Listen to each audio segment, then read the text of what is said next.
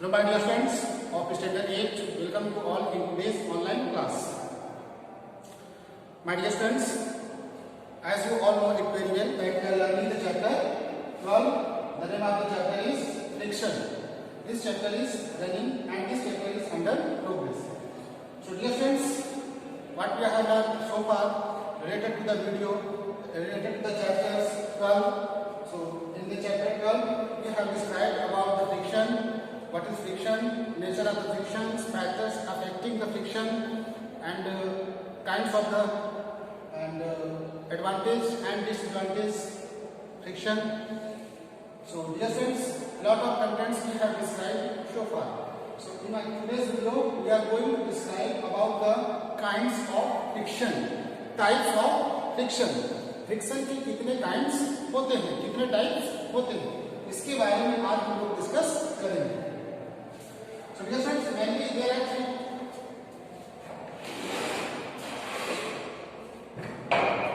friction. So there are three types of the friction. आपके book में तीन प्रकार के फ्रिक्शन बताए गए हैं. तो तीन प्रकार के थ्री काइंड्स के फ्रिक्शंस को हमको स्टडी करनी है. कौन कौन से फ्रिक्शन? पहला static friction. First is static friction. पहला आपका static friction.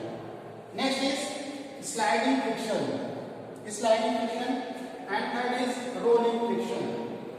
So dear friends, जैसे इसका नाम ही है static friction, जैसे जब हम किसी सरफेस पे, ग्राउंड सरफेस पे जब कोई हैवी ऑब्जेक्ट को पुल कर रहे होते हैं, खींच रहे होते हैं, तो उसमें आपने देखा होगा कि ये ऑब्जेक्ट एक्चुअली स्लाइड नहीं कर रहा होता है, ये फिसलता नहीं है, ये रोल नहीं कर रहा है, ये घूम नहीं रहा है, मूव नहीं कर रहा है, no movement is there, but we are applying the force in it.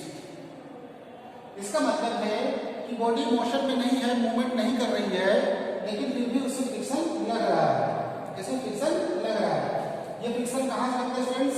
Friction के बारे में मैंने बताया था कि फ्रिक्शन दो सरफेस जब कांटेक्ट में आते हैं तो उनके बीच इंटरलॉकिंग सिस्टम मैंने बताया था कि दो सरफेस है, एक सरफेस का इंटरलॉक ऐसा है स्ट्रक्चर, दूसरी सरफेस का ऐसा है, तो वो आपस में क्या हो जाते हैं, इंटरलॉकिंग कर देते हैं, जिस वजह से मूवमेंट आसानी से नहीं हो पाती है. तो स्टैटिक फ्रिक्शन आपका जो है, इसमें इस केस में फ्रिक्शनल फोर्स मैक्सिमम लगेगा. यानी स्टैटिक मतलब रुका हुआ, स्टैटिक का मतलब ही होता है स्टॉप, स्टेशनरी. एक्चुअल में ये मूव नहीं कर रहा होता.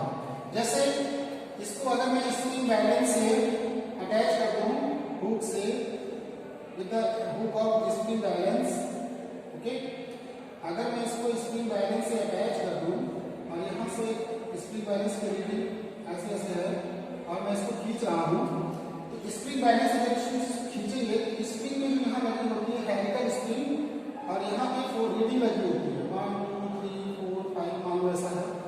तो ये जो रीडिंग है फ्रेंड्स, मान लो 5 10, ठीक है, 15 20 ऐसे दिया हुआ है ऐसा.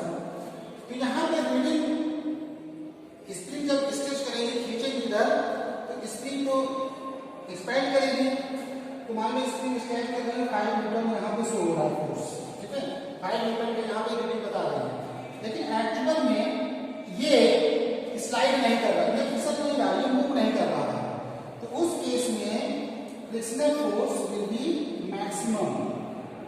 Frictional force will be maximum. अब देखिए फ्रिक्शनल फोर्स स्टूडेंट्स क्या होगा, मैक्सिमम होगा. ज्यादा फ्रिक्शनल फोर्स लगेगा तो स्टैटिक फ्रिक्शन एक फ्रिक्शन की ऐसी अवस्था है, एक्चुअली स्टेट है, जहां पे ऑब्जेक्ट एक्चुअली में मूव नहीं कर रहे होते हैं और दो सरफेस के बीच फ्रिक्शनल फोर्स सबसे ज्यादा लगता है, मैक्सिमम लगता है. उसी को हम लोग फ्रिक्शनल स्टैटिक फ्रिक्शन कहते हैं. या तो ये एक्चुअली मूव नहीं करता है, लेकिन एक मूव करने से पहले की जो स्टेज है दैट इज स्टैटिक फ्रिक्शन. जैसे मान लो कोई इंक्लाइंड प्लेन हमने लगा दिया, ठीक है, तो ये ऑब्जेक्ट को ऐसे रखा हुआ है, ये इंक्लाइंड प्लेन है, ठीक है, मान लो ये इंक्लाइंड प्लेन ऐसे रखा हुआ है, ये ऐसे करके ऐसे करके यहाँ पे ऑब्जेक्ट रखा हुआ है, इसका भार mg होगा, ठीक है. तो ये F इधर लगेगा न्यू बेस इधर लगेगा, तो एफएस स्टैटिक फ्रिक्शन, तो जो फ्रिक्शन ये मूव नहीं कर रहा है, बस मूव करने ही वाला होता है, ठीक है। तो मूव करने वाला होगा तो स्लाइडिंग फ्रिक्शन, नहीं कर रहा है बस केवल जो पहले की स्टेज है that is the static friction. तो स्टैटिक फ्रिक्शन में ऑब्जेक्ट तुरंत बस मूव करने ही वाला होता है, just tends to move. So the maximum frictional force present between any two objects, जैसे मैंने हैवी ऑब्जेक्ट को ग्राउंड फ्लोर पे रखा है तो इसमें फ्रिक्शनल फोर्स ज्यादा लगेगा, मैक्सिमम फ्रिक्शनल फोर्स लगेगा students, maximum frictional force will exert there present between any two objects when one object is just tends to move or slip over the surface of the other object is called static friction। तो जैसे इसके case में मैंने अभी इसको जब पुल कर रहा हूं तो ये नहीं जा रहा है, इसका मतलब जो हम फोर्स इस ऑब्जेक्ट पे लगा रहे हैं with the help of the spring balance by using our hands we are pulling this one from left to right direction, we are applying the force, external force on it with the help of the spring balance, and in spite of applying the force this object is not moving because we are not applying the greater force than the frictional force which is acting between two surfaces। इसका मतलब जो frictional force जो लगा है दो surface के बीच उसके compare में हम एक्सटर्नल फोर्स इसमें ज्यादा नहीं लगा पा रहे हैं, इसलिए ऑब्जेक्ट मूव नहीं कर रहा। जैसे ही थोड़ा सा हम रेस करेंगे इसको, थोड़ा सा फोर्स और बढ़ाएंगे, फ्रिक्शनल फोर्स जो दो सरफेस में लगा है इससे ज्यादा करेंगे, तब ये ऑब्जेक्ट क्या होता है जस्ट मूव करना शुरू कर देता है। तो मूवमेंट से पहले यानी मोशन से पहले वाला जो स्टेज है that is the static friction. Okay, that is the static friction. Static का मतलब जो होता है रुका हुआ। ओके, तो सबसे ज्यादा अगर फ्रिक्शनल फोर्स लगेगा वो किस केस में लगेगा? स्टैटिक फ्रिक्शन में लगेगा, स्टैटिक फ्रिक्शन। ओके, फिर बात करते हैं स्लाइडिंग फ्रिक्शन। क्यों लगेगा पता है? क्योंकि ऑब्जेक्ट मूव नहीं कर पा रहा है और इसके पास सफिशिएंट टाइम है इंटरलॉकिंग होने के लिए। इंटरलॉकिंग मैंने बताया इंटरनल स्ट्रक्चर्स, ऑब्जेक्ट मूव नहीं कर रहा है, इसका मतलब one surface is interlock over other, दोनों आपस में इंटरलॉक कर रहे हैं, क्योंकि मोशन नहीं कर रहा है, मूव नहीं कर रहा है, क्योंकि इसमें जो हम फोर्स लगा रहे हैं जितना रिक्वायरमेंट चाहिए उतना फोर्स इसमें लग नहीं रहा है। That is why object is not moving. Okay, object is not moving. This is the actual condition. Okay, now let us move to the sliding friction. Sliding friction में क्या होता है स्टूडेंट्स? स्लाइडिंग में जैसे इसमें मैंने ज्यादा फोर्स लगाया, थोड़ा सा बढ़ा दिया इसके फ्रिक्शनल फोर्स से, तो फिर ये क्या करता है, ये मूव करना शुरू कर देता है, स्लाइड करना शुरू करता है, फिसलता है। स्लाइड मतलब एक सरफेस के ऊपर दूसरे ऑब्जेक्ट का सरफेस मूव करना शुरू करे तो हम लोग कहते हैं कि ये स्लाइड कर रहा है, स्लाइडिंग। ओके, स्लाइड करने का मतलब क्या है कि एक जिसपे हम ऑब्जेक्ट को रखे हुए हैं, ये ऑब्जेक्ट का मान लो this is the object which is lying on the ground and there is another surface of the ground। ये ग्राउंड का सरफेस है, ऑब्जेक्ट इस पे रखा हुआ है और ये क्या करने वाला है, जस्ट स्लाइड करने वाला है, क्योंकि हम इसके बीच जो फोर्स लग रहा है इससे हमने ज्यादा फोर्स लगा दिया, ये मूव करना शुरू कर देता है। तो यानी जो अब स्लाइडिंग फ्रिक्शन जो होगा ये स्टैटिक फ्रिक्शन से कम लगेगा। क्यों? क्योंकि ऑब्जेक्ट किस पोजीशन में आ गया है, मूविंग पोजीशन में आ गया है। तो जब कोई भी ऑब्जेक्ट मूव कर रहा है, मोशन पे है, तो उस समय जो फ्रिक्शनल फोर्स दो सरफेस के बीच लगेगा ना, तो वो मोशन में रहता है, इसलिए इंटरलॉकिंग सफिशिएंट टाइम नहीं मिल पाता है इंटरलॉक होने के लिए। तो इसलिए static friction is lesser compared to static friction. Static friction the frictional force present when object moves slowly, और ऑब्जेक्ट स्लोली मूव कर रहा है, not a fast. Object is moving slowly, slides over the surface of another object is known as a sliding friction। और one time अगर हम देखो, एक बार अगर इसको हम थोड़ा सा स्लाइड करा दें, मोशन में करा दें और उसके बाद हमको कम फोर्स लगता है खींचने के लिए, पता है ना? जैसे यहाँ पे 5 न्यूटन लगा है, अगर मान लो ये मूव करना शुरू कर दिया, स्लाइडिंग पोजीशन में आ गया है, इतना डिस्टेंस कवर कर दिया है, तो अब अगर हम इसको स्प्रिंग बैलेंस से मेजर करना चाहेंगे, स्प्रिंग बैलेंस इसको अगर हम मेजर करना चाहें तो स्प्रिंग बैलेंस की जो रीडिंग होगी स्टूडेंट्स ऐसे अटैच होगी, तो स्प्रिंग बैलेंस में जो रीडिंग बताई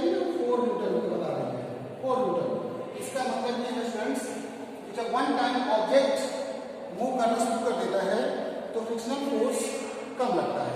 कम क्यों लगता है? क्योंकि सफिशिएंट टाइम नहीं होता है वो सरफेस के बीच, वो इंटरलॉक हो रहा है। इंटरलॉक जब ऑब्जेक्ट मोशन में रहता है, मूवमेंट पोजीशन में रहता है, तो उस समय इंटरलॉकिंग पॉसिबिलिटी थोड़ा सा कम हो जाती है। That is why the reading on the spring balance that is 4 newton and in that case that is 5 newton. So there is a 4 newton which is less reading, minimum reading in comparison to 5 newton. That is why object is rolling. जैसे आप बहुत सारे pen ऐसे ऐसे रख दीजिए, ऐसे ऐसे, ठीक है, sliding friction. We are talking about the sliding friction, not rolling friction. So slide मतलब एक सरफेस, एक ऑब्जेक्ट का सरफेस दूसरे सरफेस से क्या करता है, स्लोली स्लाइड करना शुरू करता है। That is known as the sliding friction. उसे को हम लोग कहते हैं sliding friction. The sliding friction come into play when an object is sliding moving slowly but continuously on another object. Sliding friction तब आता है फ्रेंड्स जब ऑब्जेक्ट मूव करना शुरू कर दे, ठीक है, स्लोली धीरे धीरे बट कंटिन्यूअसली, वो लगातार मूव करना शुरू कर दे धीरे धीरे, तो उस सिचुएशन में होती है दैट इज स्लाइडिंग फ्रिक्शन। और उसमें जो फ्रिक्शन लगेगा that is a sliding friction. Okay, sliding friction is smaller. अब देखिए स्लाइडिंग फ्रिक्शन की वैल्यू जो होगी स्टैटिक फ्रिक्शन से स्मॉलर होगी ना, क्योंकि कम फ्रिक्शनल फोर्स लगेगा between two surface. Next one is rolling friction. ये देखिए सबसे अगर वीकेस्ट, सबसे कम अगर फ्रिक्शनल फोर्स किसी में लगता है वो रोलिंग फ्रिक्शन में लगता है। रोलिंग का मतलब है जैसे मान लो कोई व्हील है, ठीक है, any wheels is rolling on the ground surface. देखो इसमें भी सरफेस बहुत कम सरफेस लगेगा रोल करने के लिए, ठीक है। जैसे बड़ा सा टायर है तो पूरा टायर नहीं रोड पे कंटैक्ट करता है, मिनिमम कंटैक्ट होता है। तो यहाँ पे rolling friction when an object like wheel rolls over the surface of another object, the resistance to its motion is called rolling friction, ठीक है। rolling friction is much less than the sliding friction। अब sliding friction से rolling friction बहुत ही कम लगता है। इसका मतलब है कि rolling friction की जो वैल्यू है वो static friction और sliding friction से बहुत ही कम है। Okay, so it is always easier to roll an object slide। अब इसीलिए जानते हो अब आप किसी चीज को खींच करके ले जाइए, स्लाइड करके, तो रोल करके ले जाओ ज्यादा अच्छा। जिससे आपको सूटकेस में छोटे छोटे व्हील्स लगे होते हैं ना, तो उससे उसको आप छोटे छोटे व्हील्स अगर लगे हुए हैं सूटकेस में, तो व्हील्स क्या करते हैं, व्हील्स रोल करते हैं। Wheels rolls on the ground due to which minimum frictional force will act between the wheels of suitcase, carry bags, between the ground surface. That is why due to the minimum frictional force, rolling friction is much less smaller than the rolling friction, sliding friction and static friction. Okay? जैसे मान लो आप ऐसे बहुत सारे pen रख लीजिए, मान लो ऐसे बहुत सारे पेन रखे हुए हैं, ठीक है, इसके ऊपर आप एक बुक रख दीजिए, बुक, ओके, किताब।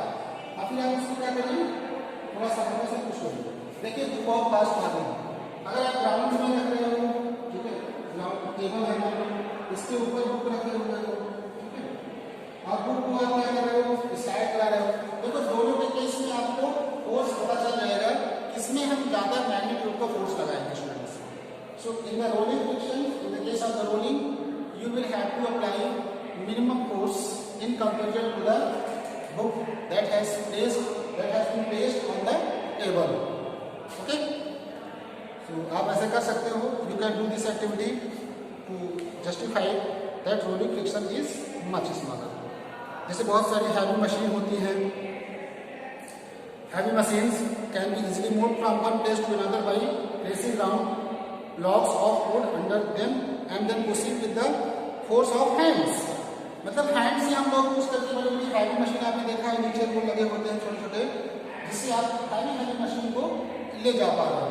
तो डियर फ्रेंड्स, यहाँ पे आपने देखा कि जैसे ट्रेन में आपने देखा होगा क्या जो पोर्टर होते हैं, ट्रेन में पुली आपने देखा होगा, बहुत सारे सामान को रख करके एक सिंगल व्हील्स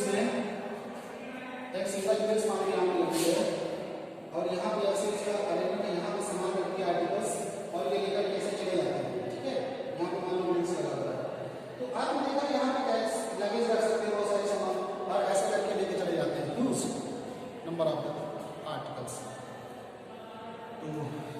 चीज देख करके आपको पता चला होगा कि rolling friction much smaller than the sliding friction. So sliding friction is also less than the static friction. Okay. So dear friends, today we have described about the three types of the friction. तीन प्रकार के friction को मैंने यहाँ पे describe किया students. Okay. So we have described about the three types of the frictions. I hope all of you have learned this, understood this concept and the branch of the frictions whatever we have described in today's video, all of you have got properly. अब एक question क्या आता है students कि अगर friction का use देखें, application की बात करें, if you are talking about application uses of frictional force, is it necessary or not? क्या फ्रिक्शन फोर्स कंपल्सरी है, जरूरी है होना या नहीं? तो डियर स्टूडेंट्स, दोनों बातें हैं, इसके दो फैक्टर होते हैं. तो इसलिए फ्रिक्शन फोर्स क्या है? Friction is a necessary evil. Friction is a necessary evil. ठीक है, नेसेसरी मतलब जरूरी भी है, तो दोनों बात आ रही है. नेसेसरी एविल लिखा हुआ है. एविल होता है दूसरी तरह से काम. ठीक है, एविल का मतलब होता है दुष्ट, शैतान, ठीक है, नटखट. लेकिन नटखट की वैल्यू यहाँ पे नहीं जाएगी. फ्रिक्शन जरूरी भी है और यानी यूजफुल भी है और हार्मफुल भी है. ओके, अगर फ्रिक्शनल फोर्स ना होता तो हमारे जो शूज होते हैं ग्लोव्स वो जल्दी से फिनिश ना होते. फ्रिक्शन फोर्स की वजह से इसमें शूज के अंदर नीचे बॉटम में पैड उसके सोल में ग्रुप्स बनाए जाते हैं ताकि आपकी ग्रिप्स अच्छी हो और स्लाइड ना करो, आप फिसलो नहीं और टच बहुत अच्छा रहे. लेकिन लगातार चलते समय क्या होता है कि जो ग्रुप्स होते हैं ना वो थोड़ा सा फिनिश हो जाते हैं, खत्म हो जाते हैं ड्यू टू द फ्रिक्शन. अगर ऐसा ना होता तो कंटिन्यूस शूज आपके परमानेंट रहते हैं. Okay, friction enable us to walk without slipping. Friction की सबसे अच्छी बात यह है कि फ्रिक्शन की वजह से हम लोग वॉक कर पा रहे हैं और स्लाइड नहीं करते हैं. अगर फ्रिक्शन ना होता तो हम लोग स्लिप कर लेते हैं. ओके, जैसे फ्रिक्शनल फोर्स ही हमको होल्ड करके रखता है. जैसे आप जा रहे हो कहीं, आपके पैर के नीचे छिलका आ गया, बनाना का छिलका आ गया, ठीक है, तो आपका पैर उस पर पड़ता है, अनजाने में आप गिर जाते हो. किस वजह से? क्योंकि जो सरफेस का कॉन्टैक्ट है इसके बीच में पील आ गया, इसका बनाना पील. ठीक है, पील ऑफ बनाना का छिलका आ गया, तो उसमें आप देखोगे स्टूडेंट्स कि आप स्लिप कर जाते हो, फिसल जाते हो. लेकिन ऐसे नॉर्मली चलते हो ग्राउंड फ्लोर पे तो नहीं स्लिप करते हो. क्यों पता है? क्योंकि जो केबल लॉकिंग होनी चाहिए, सरफेस में जो टच होना चाहिए, उसके बीच में तो पील आ गया. ठीक है, अब इसकी वजह से जो हमारा कनेक्शन है वो कट जाता है, जिस वजह से हम गिर जाते हैं. Instead of a banana peel thrown on the road, we usually slip and fall down because the inner side of the banana peel, being smooth and slippery, reduce the friction between the sole of our shoes and surface of road, and this small frictional force is not enough to prevent our foot from slipping backwards. क्योंकि जो बनाने की पील का अंदर वाला part है वो क्या होता है? सॉफ्ट होता है, स्मूथ होता है और स्लिपरी होता है, फिसलने वाला होता है, जिसकी वजह से हम लोग फिसल जाते हैं रोड पे. ठीक है, और नॉर्मली हम लोग वॉक कर रहे होते हैं due to the frictional force. तो friction force is necessary to walk properly. Okay, next one is friction enables us car to move on the road without skidding. देखिए, फ्रिक्शनल फोर्स की वजह से कार लगातार रोड पे चल रही है, दौड़ रही है, रन कर रही है. अगर फ्रिक्शन ना होता तो वो स्लाइड कर रही, बाहर होते हैं ना. तो बहुत सारे यूज हैं. Friction enables us to apply brakes and slows down the stop of moving car. Brake लगा करके हम लोग कार और साइकिल को रोक लेते हैं. ठीक है, अगर फ्रिक्शन फोर्स ना होता, एक बार अगर चल दी गाड़ी तो चलती रहेगी, रुकेगी नहीं. ठीक है, तो फ्रिक्शन फोर्स इफेक्टिव नहीं होगा. फ्रिक्शन फोर्स की वजह से ही मैंने बताया कि जो ब्रेक्स होते हैं, ब्रेक्स में जो लगा होता है कवर का छोटा सा, साइकिल में आपका बाइसिकल में लगा होगा, लेकिन उसकी साइज बहुत छोटी होती है. मैं क्या बता रहा था, factors affecting the friction force, उसके केस में मैंने आपको बताया था कि frictional force depends upon the nature of the substance, nature of the material, not on the basis of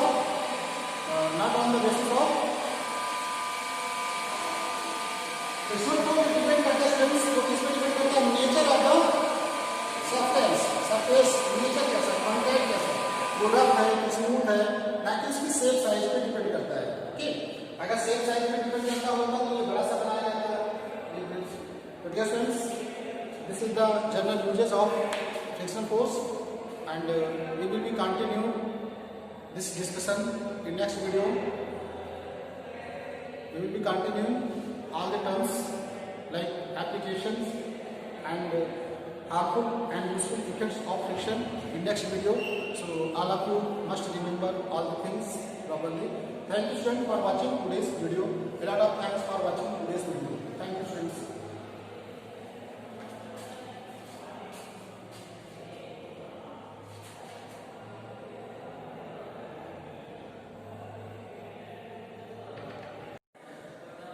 My dear students, take a proper screenshot of entire blackboard so that you can get the proper homework mentioned hereby.